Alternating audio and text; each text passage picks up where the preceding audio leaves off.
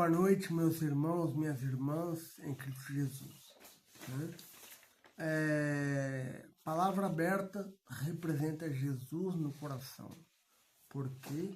Porque cada versículo que nós estudamos, que nós aprendemos, que nós nos dedicamos a entender, nós estamos tendo um encontro com Deus. Amém? Queridos, vamos aí para o 6º capítulo do livro O Desejado de Todas as Nações. Né? Estamos aí numa série muito importante a respeito da vida e obra e ministério de Cristo Jesus. Amém? Estamos aí no capítulo 6. Vimos a sua estrela. Ok? Queridos, há mais de 2000 anos atrás, uma estrela, uma luz surgia no céu e uma cidade adormecia. Né? Uma luz surgia no céu e uma cidade estava por adormecer. Né? E homens estudiosos das profecias, né? Antigas, sobretudo de Isaías, né? E de Daniel também, né? Que profetizavam aí a respeito da morte de Jesus, né? Esses homens, eles estudavam essas profecias, né? E que homens? Eu estou aqui a falar dos magos, né? Dos 3 magos que foram ver o menino rei, menino Jesus.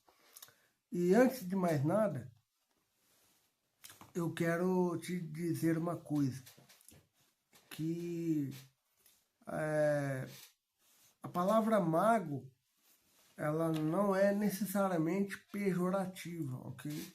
No sentido aí de invocar feiticeiros e etc, né? E tudo mais, né? E por outro lado também a palavra mago era muito comum nos dias de Jesus e antes também, né? Por exemplo, no livro de Daniel, muitos magos se apresentar ao rei Nabucodonosor para resolver alguma questão da estátua. Também teve a questão de Dário, também, Daniel 5, né? O rei Beltesazar, no caso, perdão, né? Enfim, então os magos, a profissão mago, naquele tempo era uma profissão que, pronto, a nação em vigente pagava eles bem, né? E eles tinham esse ofício, né? E eles então eram pagos para ler tripa de boi, constelação, né? Para dizer o que aconteceria, o que estava acontecendo, o que poderia acontecer, né? Enfim, eles estudavam para isso, né? Mas estes magos aqui, eles eram diferentes, né? Porque eles estudavam as profecias, né? E eles estudavam também a astronomia, os astros, né? Eles entendiam dos astros e tal, e etc, né? Então, eles não mexiam com feitiçaria, enfim, né? Eles eram... havia muito mais temor nos outros povos do que nos povos de Israel, né? Havia muito mais pessoas fora de Israel que eram mais tementes a Deus do que pessoas do próprio povo de Deus. Isso é triste, né? É triste. Mas, voltando aqui dessa explicação, né? E eles então, como eles entendiam de filosofia, de astronomia e estudavam profundamente as profecias, né, eles começaram a olhar para o céu e viram ali um agrupamento de estrelas, né, sobre Jerusalém. Né? E eles, ao verem aquele agrupamento de estrelas, inicialmente era um agrupamento, né, porque eles não sabiam que aquele agrupamento de estrelas, né, não eram estrelas, eram anjos em formato de uma estrela. Então, vários anjos desceram do céu, formaram-se uma estrela, né, para indicar o local exato de onde estava o menino rei, né, o menino Jesus. Né? E aí, então, por este viés, eu falo assim, por este pensamento, melhor colocar assim, né, por este pensamento, eles ficaram animados, né? Eles ficaram em polvorosa. Olha, um agrupamento de estrelas em Jerusalém, a cidade deve estar um frenesi danado, né? Pessoas falando, o rei falando, ou alguém falando a respeito do novo rei, o novo rei nasceu, o novo rei está entre nós, né? O novo rei, o novo rei, o novo rei. Né? E aí então os magos continuam em direção à cidade de Jerusalém. Né? A princípio, sem muita polvorosa, né? Porque eram 3, então eles não tinham aquela agitação de uma cidade. Né? Mas sim tinham pensamentos, tinham questionamentos, enfim, né? E tudo mais. Né? Mas a jornada foi silenciosa, porém foi alegre. Né? A jornada foi silenciosa, porém alegre. Né? Então, eles eram astrólogos também, né? Eles possuíam conhecimento dos astros, né? E, como eu já disse, eles eram profundamente instruídos em toda a ciência, né? E basicamente, ou eles poderiam vir de 2 lugares, ou era da Pérsia ou era de Babilônia. Né? Qualquer um desses 2 lugares está explicado o motivo pelo qual eles eram tão estudiosos assim. Né? Porque essas 2 nações, esses 2 povos, priorizavam o conhecimento. Né? Isso não é de se admirar, né? Porque no tempo de Daniel, 1000 anos antes de Daniel chegar como cativo em Babilônia, os babilônios já efetuavam aí, eles já montava e dava o resultado de uma equação de 2º grau. Né? Eles já montavam a equação e davam o resultado daquela equação. Né? E eles dividiam a hora já em 60 minutos. Né? E eles tinham a circunferência toda em graus. Né? Em graus. Eles já tinham a contagem dos graus. 45 graus, 90 graus, 180 graus, 360 graus. Eles já mediam as coisas em graus. Então, eles estavam muito à frente do seu tempo. Né? Então, estes reis, estes magos aqui, eles possivelmente vieram de Babilônia ou então da Pérsia, já que também era uma outra escola de ensino, vamos colocar assim. Né? E aí, Deus, Ellen White nos conta neste capítulo, né, de 6 do Desejado, que Deus revelou aqueles homens o que estava por acontecer por meio da natureza, né? Por meio das estrelas, enfim, da natureza de um modo geral, né? A revelação geral, né? O que nós chamamos em teologia de revelação geral, por meio da natureza. E depois tem a revelação especial, que é a pessoa maravilhosa de Jesus Cristo, né? Então, e veja que o conhecimento que Deus deu a eles não dependia de nacionalidade nenhuma. Ou seja, eles não eram judeus, eles eram gentios, né? Eles eram povos pagãos, né? Mas que estavam à frente do tempo de Israel, né? No que diz respeito aí a estudar as profecias e conhecer o tempo em que Jesus haveria de nascer, né? Como diz em Gálatas 4:4, na plenitude dos tempos, né? O apóstolo Paulo diz isso.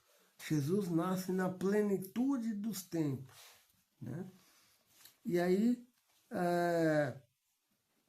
enquanto eles estavam sendo guiados, né, por aquele deserto, né, olhando ao céu, enquanto eles estavam olhando e estudando o céu, né, eles foram guiados pelo Espírito Santo até chegar ao local, né, do nascimento do menino rei, né, conforme as escrituras haviam indicado, né, conforme Miqueias 5, verso 2 nos diz: e tu, Belém Efrata, né, a cidade, né, uma pequenina cidade, mas que sobrepujava as outras pelo momento em que estava em questão, né?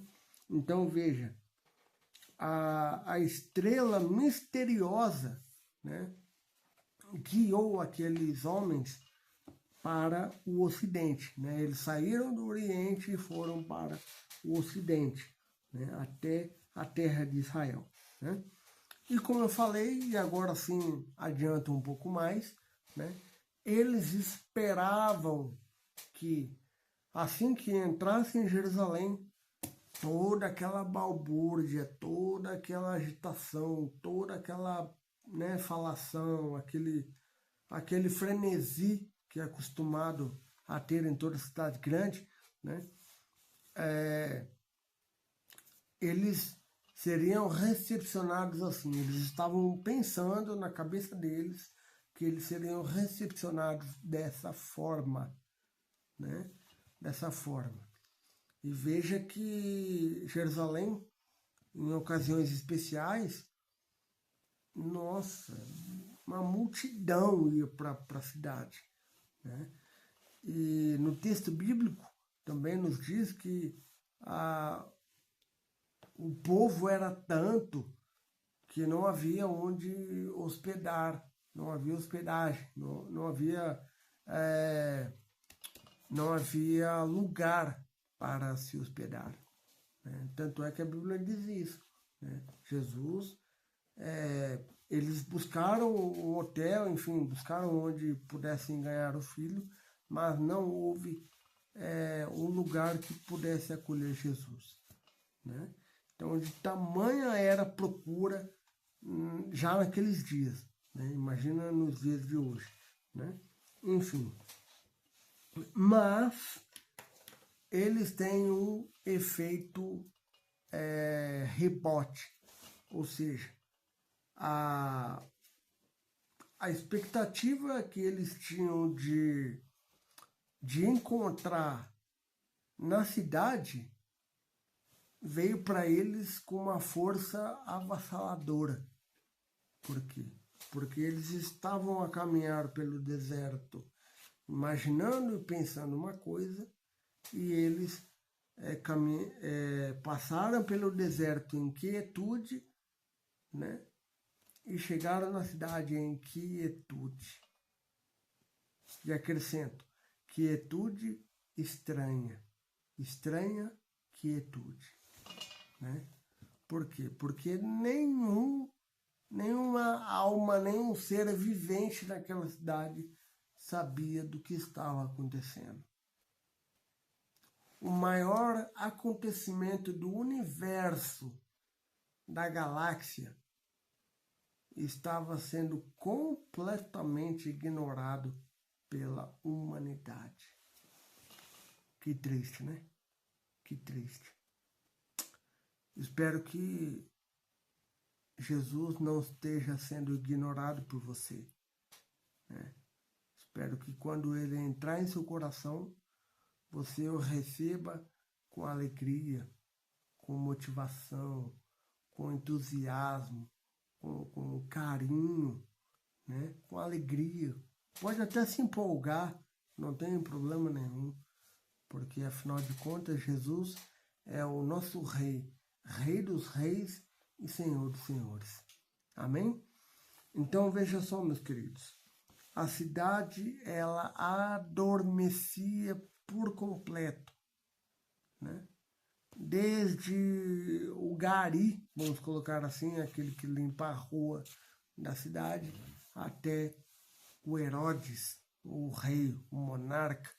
Ninguém sabia do que estava acontecendo. Ninguém. E aí então, eles começaram ali de alguma forma a agitar a cidade. Olha, nasceu Jesus e tal. E começaram aquela... Aí sim, foi por eles, pelos 3 reis magos, que a cidade toda começou a se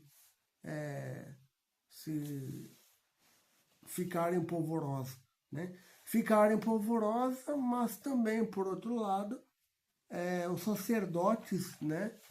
Eles ficaram com muito medo de perder o poder. Olha só, né? Medo de perder o poder, né? Herodes também ficou com muito medo de perder o trono, né? Não, isso não posso olvidar, porque a Bíblia não ouvida disso, né? Tanto é que nesse momento de euforia provocada pelos magos, né, pelos 3 reis magos, eles foram ter uma entrevista. Herodes chamou eles para uma entrevista, né? Que rei é esse e tal, não sei o quê. E daí eles falaram, olha, Isaías falou isso, Miqueias falou isso, enfim, Daniel disse que ele vai morrer depois, alguns anos depois e tal. Eles explicaram para Herodes, né? E aí Herodes falou assim, não, beleza, tranquilo, já estou sabendo e tal, tá tudo certo.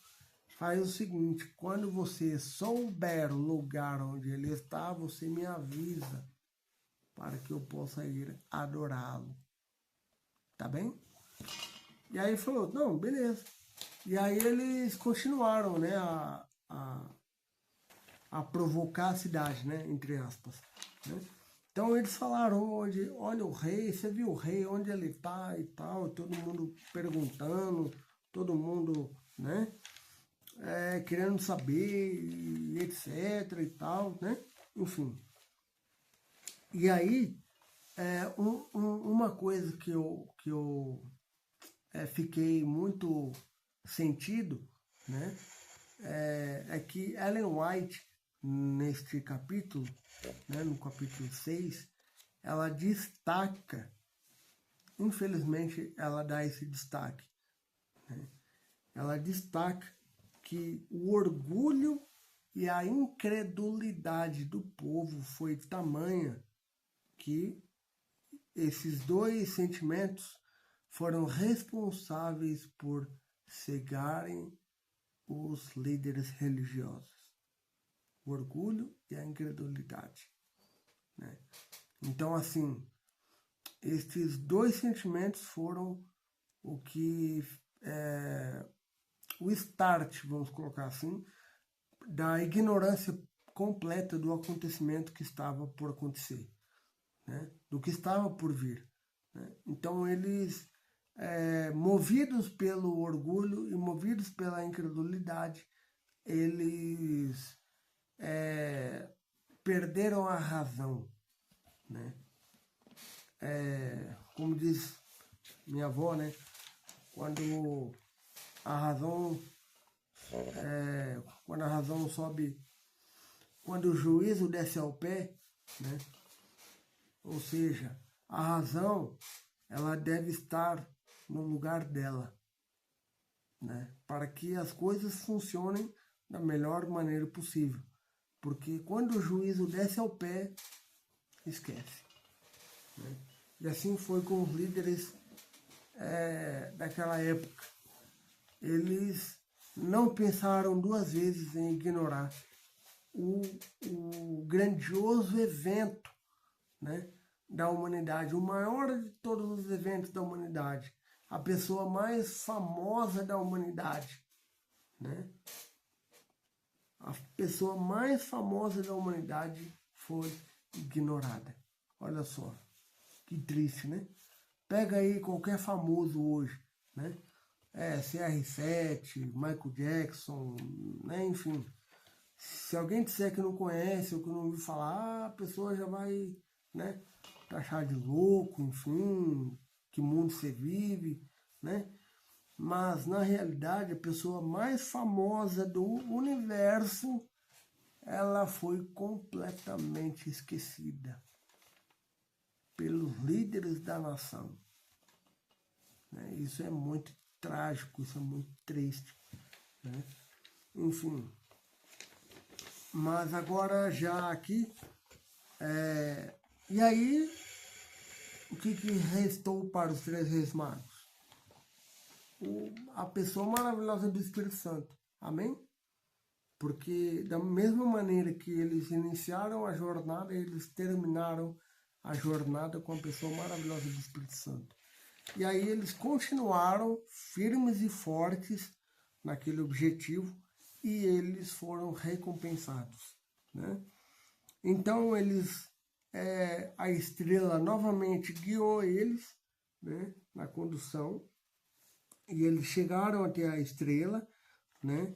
E ali então eles entraram, né, naquele lugar e viram ali José e Maria, né?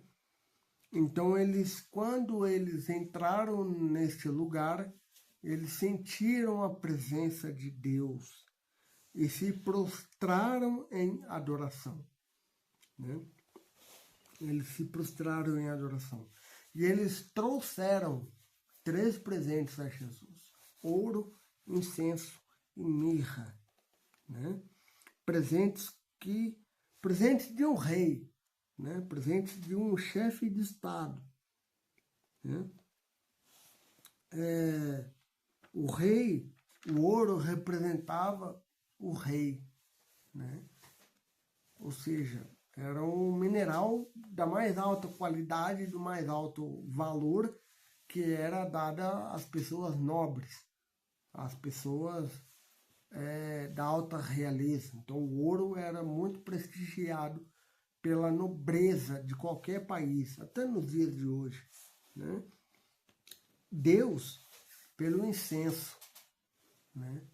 O incenso representava Deus, né? Porque veja só, no altar, quando Jacó, Isaac, Abraão e vários outros patriarcas, vários outros profetas, quando eles erguiam o altar e imolavam o cordeiro, o cheiro subia como um incenso aromático, né? Subia em direção ao céu como um incenso, né? Revelando assim o favor divino daquele sacrifício que havia sido feito, né?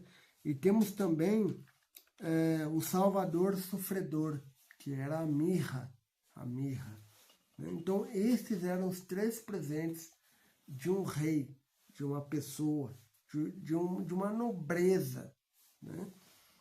Que não era dada a qualquer pessoa, né? Então eles voltaram para suas terras depois de presentear, né?